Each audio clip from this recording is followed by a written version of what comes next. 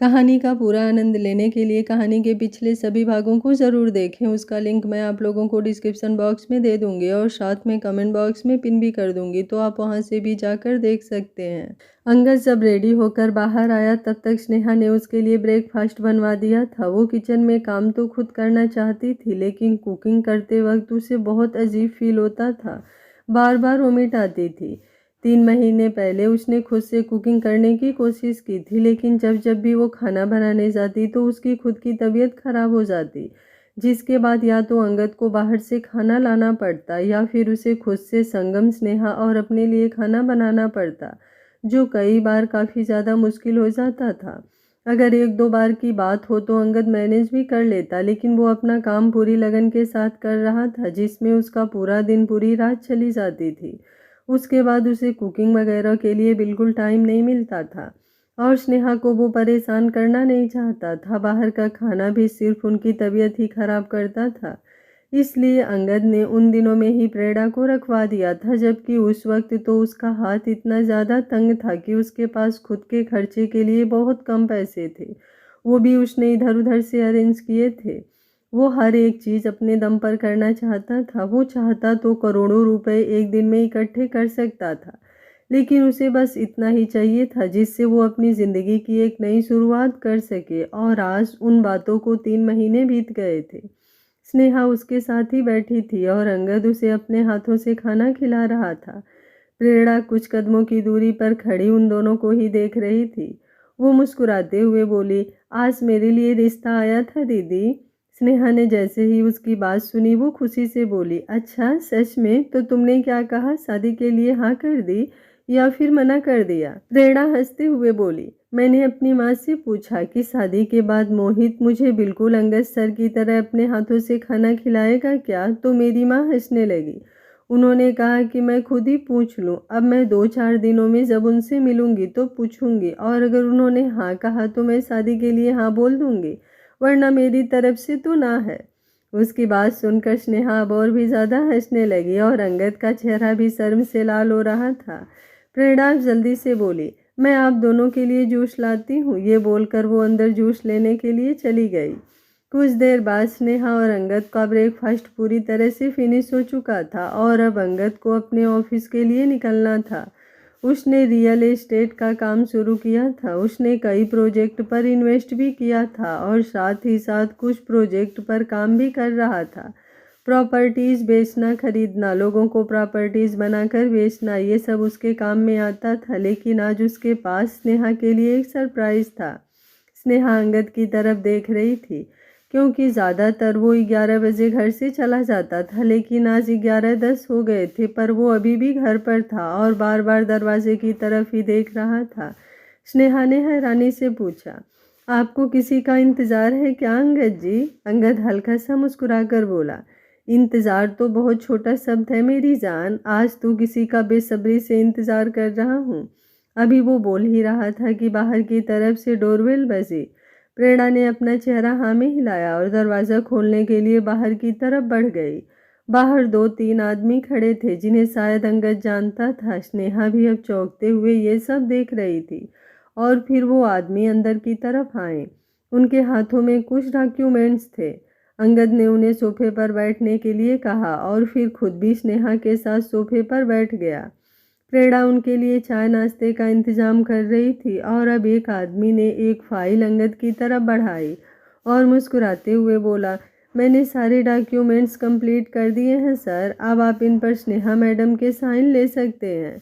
स्नेहा हैरानी से अंगद की तरफ देख रही थी। अंगद ने वो फाइल अब स्नेहा की तरफ बढ़ा दी और फिर अपना पेन देते हुए बोला, इस पर साइन करो स्नेहा। स्नेहा ने हैरानी से पूछा, लेकिन ये किस चीज़ के डॉक्यूमेंट्स हैं? अंगद हल्का सा मुस्कुराकर बोला, हमारे आशियाने के। स्नेहा हैरान रह गई। उसे ऐसा लगा जैसे उसने कुछ गलत सुन लिया हो। अंगद मुस्कुराते हुए बोला, हमने हमारा आशियाना पूरी तरह से अपना बना लिया है। मेरी तरफ से तुम्हें ये छोटा सा घर मुबारक हो, तुम्हारा और मेरा पहला अपनी मेहनत से बनाया हुआ घर। उसकी बात सुनते हुए स्नेहा की आंखों में नमी तैरने लगी थी और वो आंसू उस फाइल पर गिरने लगे थे। अंगद उसके आंसू साफ करते हुए बोला, खुशी के मौके पर भी कोई रोता है क्या? स्नेहा अब रोती हुई हंसकर बोली। ये आंसू खुशी और गर्व के हैं अंगद जी। खुशियाँ जो आपने मुझे बेइंतहा दी है और प्राउड जो मुझे हर पल आप पर होता है। मैं भगवान से बस यही मांगती आई हूँ कि वो आपको बहुत सारी कामयाबी दे। और आज ऐसा लग रहा है जैसे उन्होंने मेरी वो प्रार्थनाएं स्वीकार कर ली। उसकी बात पर अंगद उसके चेहरे पर झुका और उसने बड़े ही प्यार से स्नेहा का माथा चूम लिया। वहाँ पर अंगद के साथ काम करने वाले लोग बैठे थे, लेकिन अंगद को किसी से कोई लेना देना नहीं था। वो बस अपनी स्नेहा को अपना प्यार देना चाहता था। और अब स्नेहा ने उन डॉक्यूमेंट्स पर साइन कर दिया। वो उन डॉक्यूमेंट्स को देखकर हैरान रह गई थी, जिस पर अंगद ने वो आशियाना स्नेहा के नाम करवाया था। अंगद की तरफ से ये चीज़ उसे क्या महसूस करवा रही थी, ये वो शब्दों में बयां नहीं कर सकती थी। ऐसा नहीं था कि किसी गरीब घर से थी और उसने कभी किसी डॉक्यूमेंट्स पर साइन नहीं किए होंगे, लेकिन आज तक उसे कोई साइन करते वक्त इतनी खुशी नहीं हुई थी जितनी आज हो रही थी। तकरीबन 5 मिनट बाद वो लोग वहाँ से जा चुके थे और अब वहाँ पर सिर्फ अंगद और स्नेहा थी। स्नेहा ने अपने माथे पर अपना हाथ रखा और बोली, मैं संगम की पीटीएम के बारे में तो भूल ही गई अंगद जी, हमें तो उसके पीटीएम में जाना है।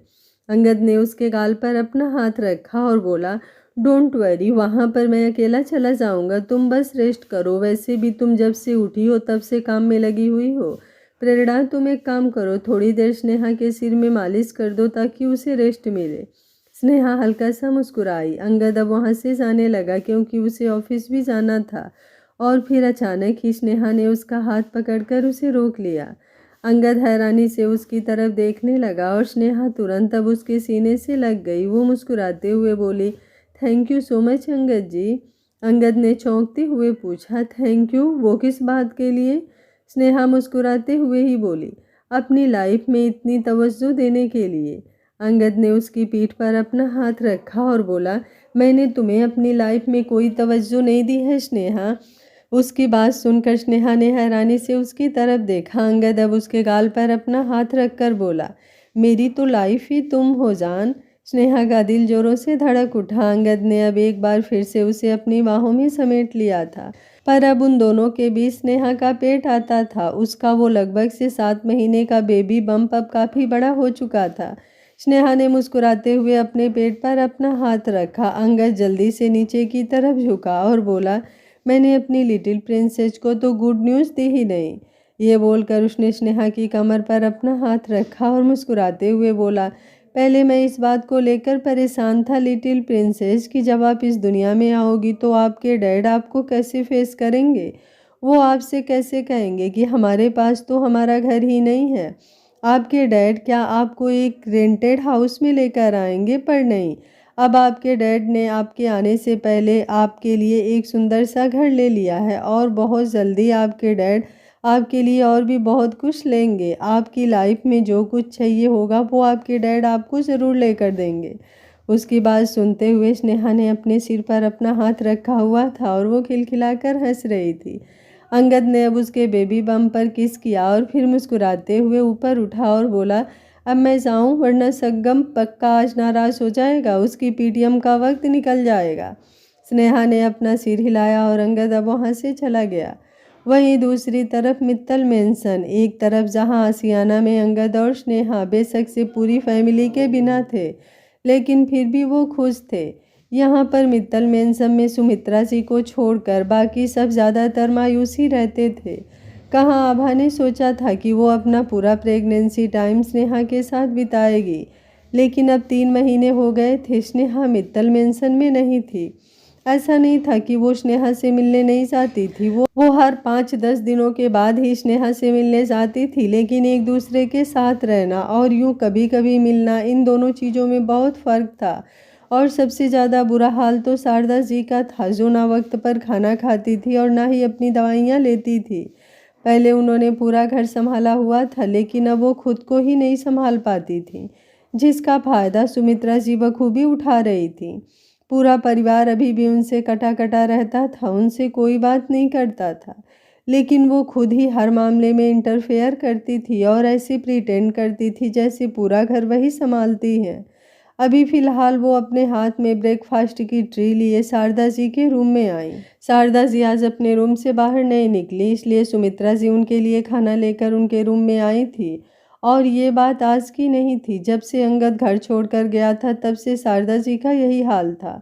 अगर कोई उन्हें ज़बरदस्ती अपने साथ बाहर खाना खाने के लिए ले जाए तो ले जाए, वरना वो अपने आप तो कभी डाइनिंग टेबल पर आती ही नहीं थी। और आज ध्रुव को ऑफिस के लिए जल्दी निकलना था और धीरज जी और किशोर जी भी उसके साथ थे। उन तीनों को ही ज़्यादा टाइम नहीं मिला। अंगद के जाने के बाद उन तीनों ने ऑफिस को संभाल रखा था और जितना काम अकेले अंगद कर लेता था वो उन तीनों से मिलकर भी नहीं किया जा रहा था। एक तरफ ध्रुव को ऑफिस का काम करना होता था, दूसरी तरफ उसे अपना हॉस्पिटल भी संभालना होता था। वो पूरी तरह से काम में उलझ चुका था, जिसकी वजह से वो आभा को भी ज़्यादा टाइम नहीं दे पा रहा था। लेकिन अंगद उसकी हेल्प करता रहता था। जब भी वो कभी बिजनेस में अटक जाता था तो अंगद ही उसे सजेशन दिया करता था, जिसके लिए ध्रुव हमेशा उससे शिकायत करता था कि वो उसे प्रॉब्लम में फंसने से बचा लेता है, लेकिन खुद आकर सब कुछ हैंडल क्यों नहीं करता। ये जानते हुए भी कि ध्रुव बिजनेस वगैरह के लिए बना ही नहीं, क्यों उसने सारी जिम्मेदारी ध्रुव पर डाल दी, जिसका जवाब अंगद के पास भी नहीं होता था। वहीं सुमित्रा जी शारदा जी के सामने आकर खड़ी हुई और उनकी तरफ देखते हुए बोली, आपके लिए नाश्ता लाई हूँ भाभी, नाश्ता कर लीजिए। आपने कल रात को भी ढंग से खाना नहीं खाया था। शारदा जी जो बिस्तर पर बैठी थी और अपने फ़ोन की तरफ देख रही थी, फ़ोन पर संगम की फ़ोटो थी। अंगद और स्नेहा से ज़्यादा मिस तो वो अपने संगम को करती थी। उन्होंने अपना फ़ोन साइड में रखा और सुमित्रा जी की तरफ देखते हुए बोली, तुमने मुझे पागल समझा है क्या सुमित्रा? तुम्हें क्या लगता है कि तुम इस तरह की हरकतें करोगी तो मैं वो भूल जाऊंगी जो तुमने मेरे और मेरे बच्चों के साथ किया? तुम्हें लगता है कि घर की जिम्मेदारी संभालने की एक्टिंग करके सब लोग तुम्हारे गुनाहों को भूल जाएंगे? जिस सज़ा से तुम अब तक बचती आ रही हो, तुम उस सज़ा से पूरी तरह बच जाओगी? अपने गुनाहों को किसी इरेजर से साफ करके साफ सुथरी निकल जाओगी? उनकी बात सुनकर सुमित्रा जी तुरंत बोली, आप कुछ ज़्यादा ही बोल रही हैं शारदा भाभी, मेरे दिल और दिमाग में तो ऐसा कुछ है ही नहीं। मैं तो प्यार से आपके लिए खाना। उनकी बात पूरी होती उससे पहले शारदा जी सार्किस्टिकली हंसते हुए बोली, प्यार से खाना? तुम तो वो हो जो बस दूसरों को जहर दे सकती हो। खाना, और वो भी प्यार से देना, तुम्हारे बस की बात ही नहीं है, इसलिए ये ड्रामा करना तो रहने दो। सुमित्रा जी को उनकी बातों पर गुस्सा तो बहुत आ रहा था, लेकिन उन्होंने कुछ कहा नहीं, क्योंकि फिलहाल वो कुछ कहने लायक नहीं थी। वो अपने लिए सबकी सोच को बदलना चाहती थी, ताकि किसी को पता ही नहीं चले कि आखिर उनके इरादे क्या हैं, और जो कमी पहले रह गई वो उस कमी को पूरा करना चाहती थी। अंगद और स्नेहा को जान से मारना चाहती थी। जब से अंगद और स्नेहा घर से गए थे तब से वो बेशक से अपनी हरकतों को अंजाम नहीं दे पा रही थी, लेकिन उनके इरादे अभी भी नहीं बदले थे। अभी भी वो उन दोनों से उतनी ही नफरत करती थी जितने पहले करती थी, क्योंकि बेशक से अंगद मित्तल मेंशन छोड़कर चला गया था, लेकिन अब भी सब कुछ उसी के नाम था। वो प्रॉपर्टी सुमित्रा जी ध्रुव के नाम करवाना चाहती थी, लेकिन ध्रुव ने साफ साफ कह दिया था कि अगर अंगद की किसी भी प्रॉपर्टी को उसके नाम पर किया गया तो वो भी मित्तल मेंशन छोड़कर चला जाएगा। एक तरफ सुमित्रा जी के दिल में अंगद और स्नेहा के लिए नफरत बढ़ती जा रही थी, तो दूसरी तरफ ध्रुव और अंगद का प्यार भी ऐसा था कि बेशक से कोई उन दोनों को जितना भी तोड़ने की कोशिश करने, लेकिन तोड़ नहीं सकता था। सुमित्रा जी अभी फिलहाल शारदा जी की बातें सुनकर उनके रूम से बाहर की तरफ जा रही थी। तभी शारदा जी एक बार फिर से बोली, तुम्हें पता है सुमित्रा, मुझे किस दिन का इंतज़ार है? उनके ख्याल पर सुमित्रा जी के कदम रुक गए और वो पलटकर शारदा जी की तरफ देखने लगी। शारदा जी उनकी तरफ देखते हुए बोली, मुझे सबसे ज़्यादा इंतज़ार उस दिन का है जिस दिन मेरा अंगद, मेरी स्नेहा और मेरा संगम इस घर में वापस आएंगे। बेशक से वनवास जितना मर्जी लंबा हो सुमित्रा, लेकिन याद रखना कि वापसी ज़रूर होती है। और जिस दिन मेरा अंगद इस घर में वापस आएगा ना, उस दिन तुम्हारा इस घर में आखिरी दिन होगा। तुम तब तक अपनी सज़ा से बची हुई हो जब तक वो दोनों इस घर में नहीं आ रहे हैं। जिस दिन वो इस घर में आए तुम्हें तुम्हारे गुनाहों की सज़ा ज़रूर मिलेगी। उनकी बातों को सुनते हुए सुमित्रा जी का चेहरा एकदम सख्त हो चुका था। शारदा जी अब खाने की प्लेट अपने हाथ में लेकर खुद रूम से बाहर निकल गईं, क्योंकि वो सुमित्रा जी का दिया हुआ खाना बिल्कुल नहीं खा सकती थी। सुमित्रा जी जो अभी भी उनके कमरे में थी वो गुस्से से कांपते हुए बोली, इसलिए तो उस अंगद और स्नेहा को खत्म करना चाहती हूँ मैं, ताकि उनका इस घर में वापसी आना कभी हो ही ना पाए। जरूरी तो नहीं वनवास के बाद वापसी होती ही हो, कई बार ऐसा वनवास होता है कि वनवास काटने वाला सीधा भगवान के पास चला जाता है, घर वापस लौट कर नहीं आता। ये बोलते हुए उनका चेहरा किसी शैतान से कम नहीं लग रहा था और वो भी रूम से बाहर निकली और सीधा अपने रूम में चली गई। वहीं अंगद ने स्कूल की पीटीएम अटेंड कर ली थी और अब वो अपने काम के लिए निकल गया था। संगम अपनी स्कूल बस से घर पर आ गया था और स्नेहा ने उसे थोड़ी देर के लिए सुला दिया था, जिसके बाद वो अब घर में बने हुए छोटे से गार्डन में बैठकर प्रेरणा के साथ चाय पी रही थी। वो शाम की चाय प्रेरणा के साथ ही पीती थी, जिसके बाद प्रेरणा रात के डिनर की प्रिपरेशन करने में बिजी हो जाती थी। स्नेहा प्रेरणा के साथ बातें करने में लगी हुई थी, तभी उसका फ़ोन बजा। उसने अपने फ़ोन की तरफ देखा जहां पर शारदा जी का कॉल आ रहा था। उसने तुरंत कॉल रिसीव किया और हल्का सा मुस्कुराकर बोली, नमस्ते सासू माँ। जैसे ही उसने कहा सामने से पिया की घबराई हुई आवाज़ आई, प्लीज़ जल्दी से घर आ जाइए स्नेहा भाभी, यहाँ पर बड़ी मॉम की हालत बहुत ज़्यादा ख़राब है। प्लीज़ प्लीज़ आप जल्दी से घर आ जाओ, मुझसे उनकी हालत देखी नहीं जा रही, वो बहुत ज़्यादा रो रही हैं। पिया की बात सुनकर स्नेहा की आंखें बड़ी हो गई। वो जल्दी से बोली, क्या क्या हुआ है सासू माँ को? वो ठीक तो है ना पिया? आखिर उन्हें हुआ क्या है, तुम मुझे बताओ। सामने से पिया एक बार फिर से लड़खड़ाती हुई आवाज़ में बोली, वो उनको। इसके आगे वो कुछ कहती उससे पहले ही कॉल डिस्कनेक्ट हो चुका था। स्नेहा ने अपने फ़ोन की तरफ देखा, उसका दिल इस वक्त बुरी तरह से घबरा रहा था। प्रेरणा उसकी तरफ देखते हुए बोली, क्या हुआ स्नेहा दीदी, सब ठीक तो है ना? स्नेहा जल्दी से बोली, तुम एक काम करो प्रेरणा, तुम संगम को संभालो, मैं अभी थोड़ी देर में आती हूँ। अगर संगम रोए तो उसे कह देना कि मैं किसी ज़रूरी काम से बाहर गई हूँ, वो मान जाएगा। ये बोलकर वो तुरंत बाहर की तरफ आई। उसने रोड पर जाकर इधर उधर देखा। कुछ ही देर में उसके सामने एक कैब आकर रुकी, तो वो उस कैब में बैठी और उसने ड्राइवर को मित्तल मेंशन चलने के लिए बोल दिया। उसके हाथ में अभी भी उसका फ़ोन था और वो अंगद को कॉल करने का सोच रही थी, लेकिन कहीं अंगद उसे मित्तल मेंशन जाने से मना ना कर दे, ये सोचकर वो उसे फ़ोन भी नहीं मिला पा रही थी। तकरीबन आधे घंटे में वो मित्तल मेंशन पहुंची और तुरंत कैब से निकलकर अंदर की तरफ आ गई। वो सीधा शारदा जी के रूम की तरफ बढ़ गई थी, जहां आते ही वो हैरान रह गई। सामने शारदा जी बिस्तर पर लेटी हुई थी और डॉक्टर उनके हाथ पर कुछ कर रहे थे। उन्हें देखकर स्नेहा अब और भी ज़्यादा परेशान होने लगी थी। वो जल्दी से आगे आई तो उसने देखा कि शारदा जी का पूरा हाथ और उनकी कलाई जली हुई थी। उन्हें देखते ही स्नेहा की आंखों से आंसू तेजी से बहने लगे थे। सामने पिया और आभा भी शारदा जी को देखते हुए रो रही थी। स्नेहा अब उनके बगल में आकर बैठी और उनकी तरफ देखते हुए बोली, क्या हुआ सासू माँ? शारदा जी को खुद को बहुत ज़्यादा दर्द हो रहा था। उनके हाथ पर गर्म गर्म सब्जी गिर गई थी और काफ़ी ज़्यादा गिर गई थी, तो उनका हाथ और उनकी कलाई काफ़ी जल गई थी।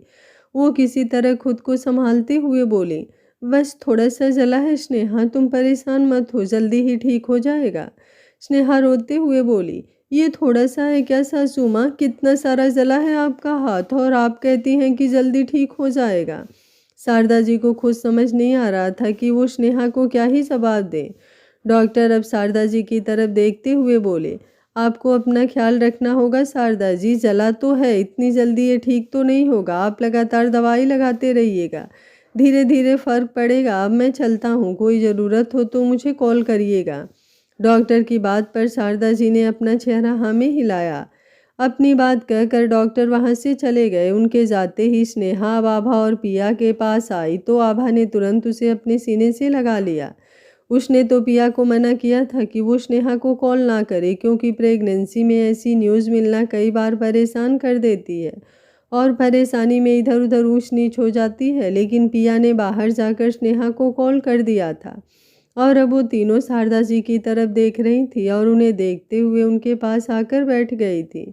सुमित्रा जी जो वहीं दरवाजे पर खड़ी थी, वो ये सब देख रही थी और उनकी नज़रें स्नेहा पर थी और उनकी आंखें साफ बता रही थी कि वो स्नेहा के लिए कोई साजिश रचने की तैयारी में है। शाम का वक्त तकरीबन 7 बजे स्नेहा शारदा जी के साथ उनकी बगल में बैठी थी और उन्हें एप्पल काट कर खिला रही थी। शारदा जी उसकी तरफ देखते हुए बोली, कैसे दिन आ गए हैं ना। एक वक्त था जब मैं यूं ही तुम्हें फ्रूट खिलाया करती थी और अब तुम मुझे खिला रही हो। स्नेहा मुस्कुराते हुए बोली, मुझे आपके हाथों से फ्रूट खाकर भी मज़ा आता था और आपको खिलाकर भी मज़ा आ रहा है, पर आपको यूं देखकर मुझे बिल्कुल भी अच्छा नहीं लग रहा है। आपने अपना ध्यान क्यों नहीं रखा सासू माँ? आपको अपना ध्यान रखना चाहिए था। आपने अपनी हथेली पर इतना सारा तेल गिरवा लिया, अब पता नहीं ये सब कब ठीक होगा। शारदा जी ने अपना दूसरा हाथ उसके हाथ पर रखा और बोली, जल्दी ही ठीक हो जाएगा, तुम फिक्र मत करो। मैं तो ये कह रही हूँ कि जब तक मेरा हाथ ठीक नहीं हो जाता तुम यहीं पर रह जाओ ना, मुझे तुम्हारी ज़रूरत पड़ेगी। उनकी बात सुनकर स्नेहा उनकी तरफ देखने लगी। वो सोच में पड़ गई थी। अभी तक अंगद को तो ये भी पता नहीं था कि शारदा जी का हाथ जल गया है। स्नेहा ने अभी उसे फ़ोन करके ये भी नहीं बताया था कि वो मित्तल मेंशन में है और अब उसे टेंशन होने लगी थी कि वो क्या करे। उसे वापस आसियाना जाना था, लेकिन वो फिलहाल शारदा जी के साथ रहना भी चाहती थी। शारदा जी उसकी तरफ देखते हुए बोली, क्या हुआ स्नेहा, तुम इतना परेशान क्यों हो गई? स्नेहा हल्का सा मायूस होकर बोली, मुझे आपके साथ रहना है सासू माँ, लेकिन अगर मैं अंगद जी को फ़ोन करके ये बोलूँगी तो वो पक्का मुझ पर गुस्सा करेंगे। और आपको पता है अभी तक मैंने उनको आपके हाथ के बारे में भी नहीं बताया और अंगद जी का घर वापस लौटने का टाइम भी हो गया है। अब वो घर पर पहुंचेंगे और मुझे वहां पर नहीं देखेंगे तो पता नहीं वो मुझ पर कितना गुस्सा करेंगे। आपने हरकत तो गुस्सा दिलाने वाली की है स्नेहा माँ, बट इट्स ओके, डैड आप पर गुस्सा नहीं करेंगे क्योंकि मैंने उन्हें ऑलरेडी समझा दिया है। जैसे ही दरवाजे की तरफ से ये आवाज़ आई, स्नेहा और शारदा जी हैरान रह गई। उन दोनों ने दरवाजे की तरफ देखा जहाँ पर अंगद संगम के साथ खड़ा था। अंगद को देखते ही स्नेहा का दिल धक सा रह गया। अंगद अब आगे की तरफ आया। उसने एक नज़र स्नेहा को देखा और फिर शारदा जी के पास आकर उसके बगल में बैठा और उनके हाथ की तरफ देखते हुए बोला, बहुत दर्द हो रहा होगा ना मॉम? शारदा जी की आंखों में आंसू आ गए थे। वो रोते हुए बोली, दर्द तो बहुत दिनों से हो रहा है, लेकिन अब जाकर सुकून मिला है। अंगद ने प्यार से उनके गाल पर अपना हाथ रखा और बोला, इसलिए आपको यहाँ पर नहीं छोड़कर गया था कि आप अपना ख्याल ना रखें। शारदा जी मुँह बनाते हुए बोली, मैं अपना ख्याल क्यों रखूं? मेरे बेटे हो तुम, तुम्हें मेरा ख्याल रखना चाहिए। अब मेरी इतनी उम्र नहीं है कि मैं अपना ख्याल खुद रख सकूं। अंगद मुस्कुराया और बोला, मैं तो आपका ख्याल हमेशा ही रखूंगा, लेकिन आपको भी तो अपना ख्याल रखना होगा ना मॉम। ऐसे कैसे चलेगा? आप जानती हैं ना, अगर मैं आपके पास नहीं हूँ तो क्यों नहीं हूँ।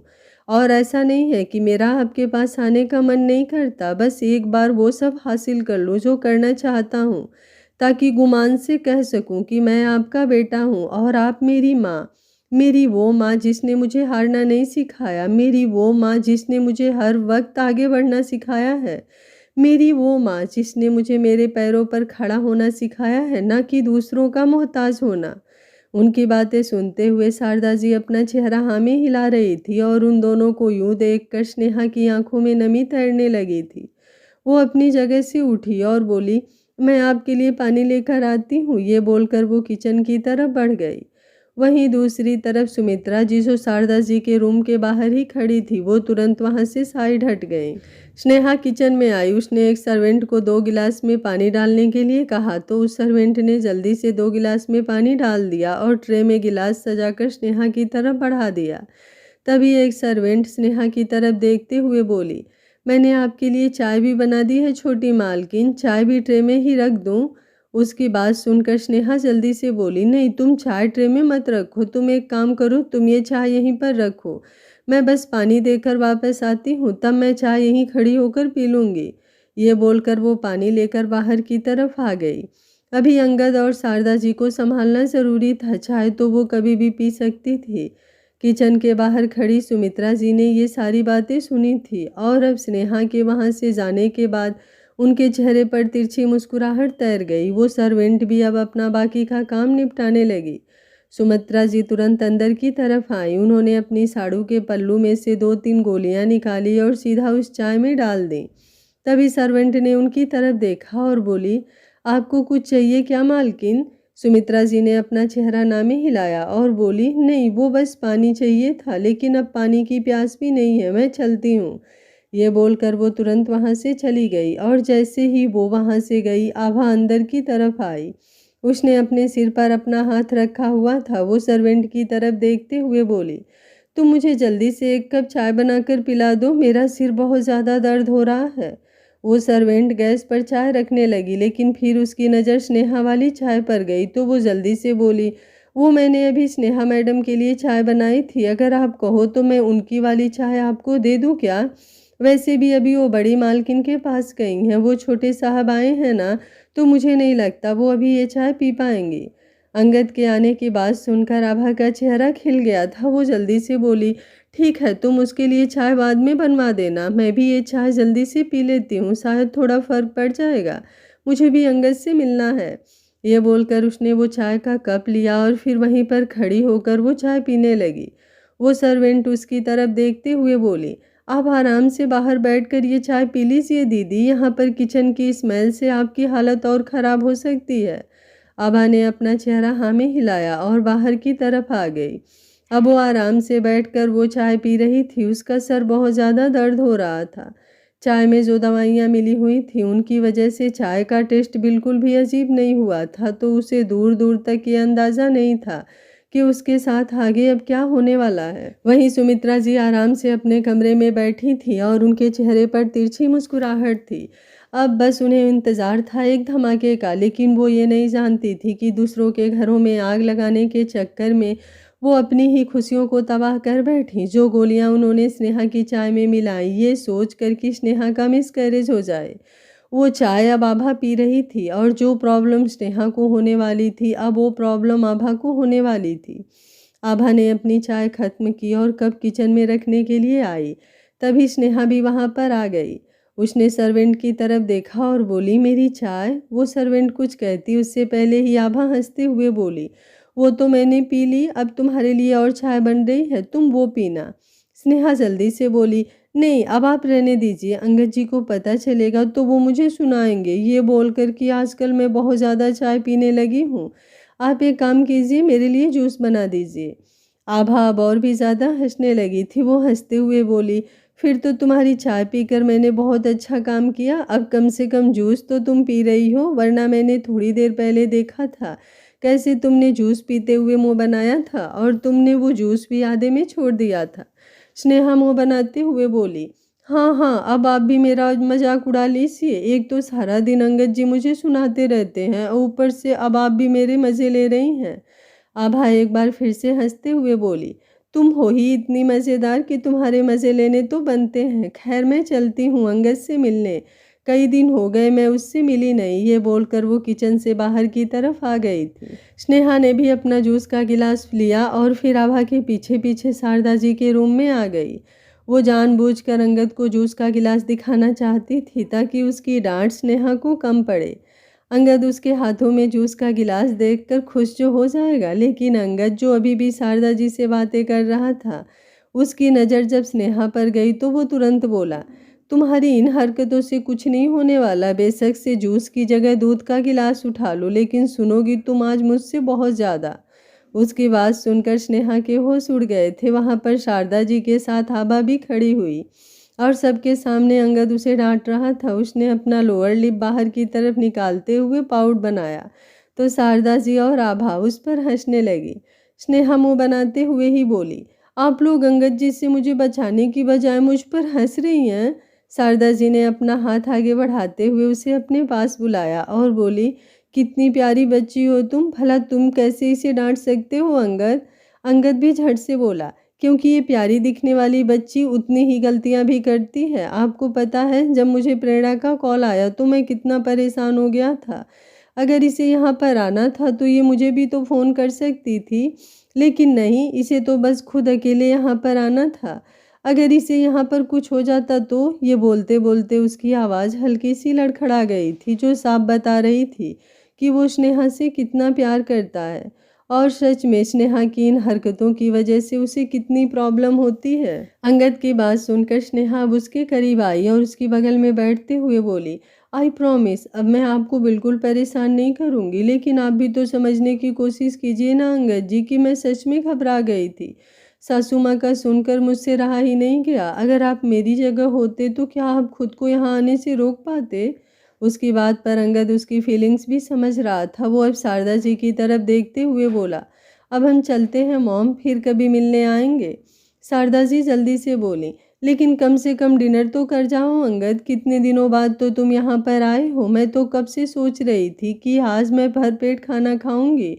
तुम और स्नेहा जो घर पर आए हो, लेकिन तुम तो यूं ही जा रहे हो। उसकी बात पर स्नेहा जल्दी से बोली, सासू माँ ठीक कह रही है ना अंगद जी, थोड़ी देर और रुक जाते हैं, खाना खाकर चले जाएंगे। उसकी बात सुनकर अंगद अब कुछ नहीं बोल पाया। वो बस फीका सा मुस्कुराया। शारदा जी ने आभा की तरफ देखा जो वहीं दरवाजे पर खड़ी थी। अब वो जल्दी से बोली, मैं अभी खाना लगवाती हूँ। ये बोलकर वो किचन में चली गई और शारदा जी अंगद की तरफ देखकर मुस्कुरा रही थी। कुछ ही देर में सब लोग डाइनिंग टेबल पर बैठे थे। अंगद आज अपनी चेयर पर नहीं बैठा था, वो हमेशा हेड चेयर पर बैठता था, लेकिन आज वो दूसरी चेयर पर बैठा था, जबकि वो चेयर पूरी तरह से खाली थी। और ऐसा नहीं था कि आज ही वो चेयर खाली थी, उस पर अंगद के अलावा और कोई बैठता नहीं था, और उसके जाने के बाद भी उस पर कोई नहीं बैठा था।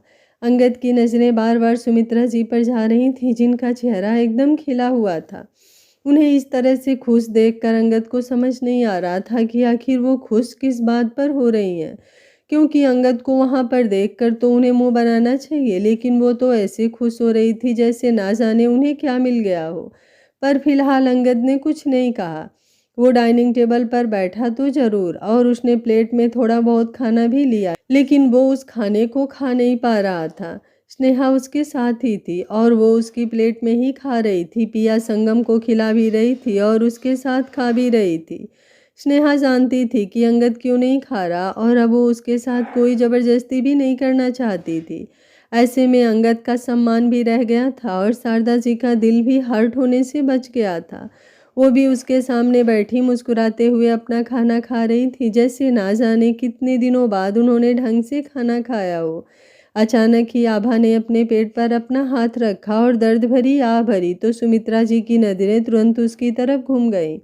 आभा दर्द से तड़पते हुए बोली, पता नहीं क्यों अचानक से मेरे पेट में दर्द होने लगा है।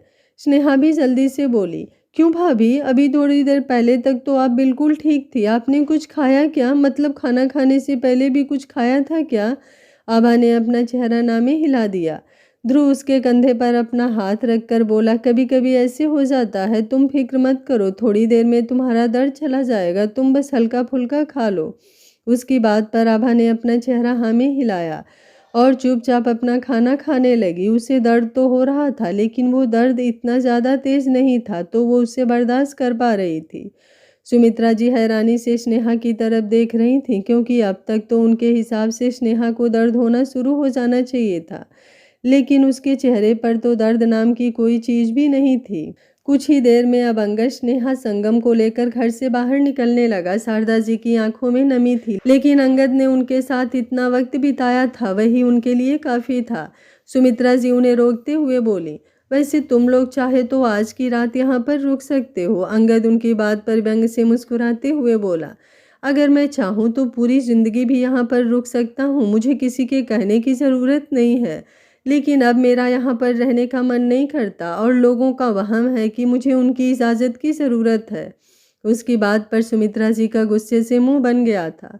वहीं ध्रुव भी सुमित्रा जी की तरफ देखते हुए बोला, वैसे आपको अपनी बेइज्जती करवाने का शौक तो बहुत है मॉम। जहाँ पर आपको नहीं बोलना होता फिर भी आप बोलती रहती हैं, ताकि सामने वाला आपको कुछ ऐसा कहे जिससे आपकी अक्ल ठिकाने पर आए, लेकिन फिर भी आपको अक्ल आती नहीं है। उसकी बात पर सुमित्रा जी को अंगद की बात से और भी ज़्यादा गुस्सा आया। वो दांत पीसते हुए बोली, मुझसे जुबान संभाल कर बात करो।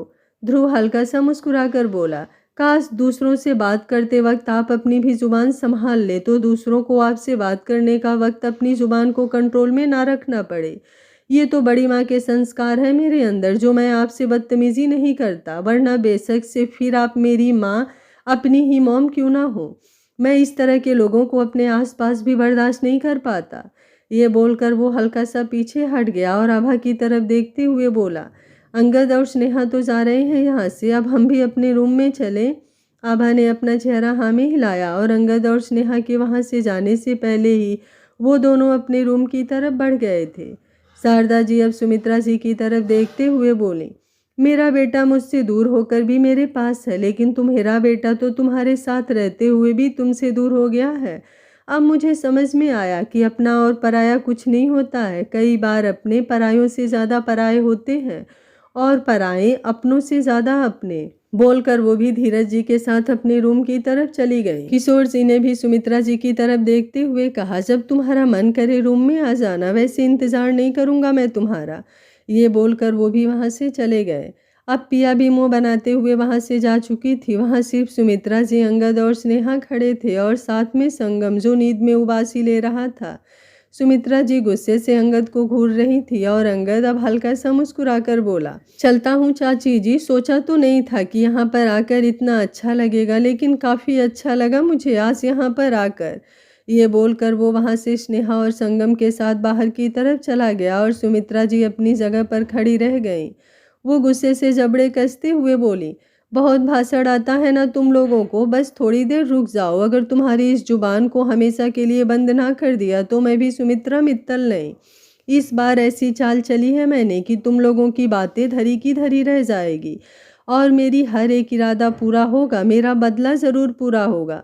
ये बोलते हुए उनका चेहरा गुस्से से एकदम लाल हो चुका था। वहीं स्नेहा, जो अंगद के साथ गाड़ी में बैठी थी, उसने संगम को पीछे सीट पर लिटा दिया था। संगम को नींद आई थी।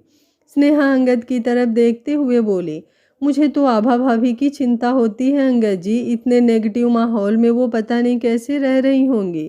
प्रेगनेंसी में तो इंसान को सिर्फ और सिर्फ पॉजिटिविटी चाहिए होती है, लेकिन यहाँ तो चाची जी सर से लेकर पैरों तक सिर्फ नफरत से भरी हुई हैं।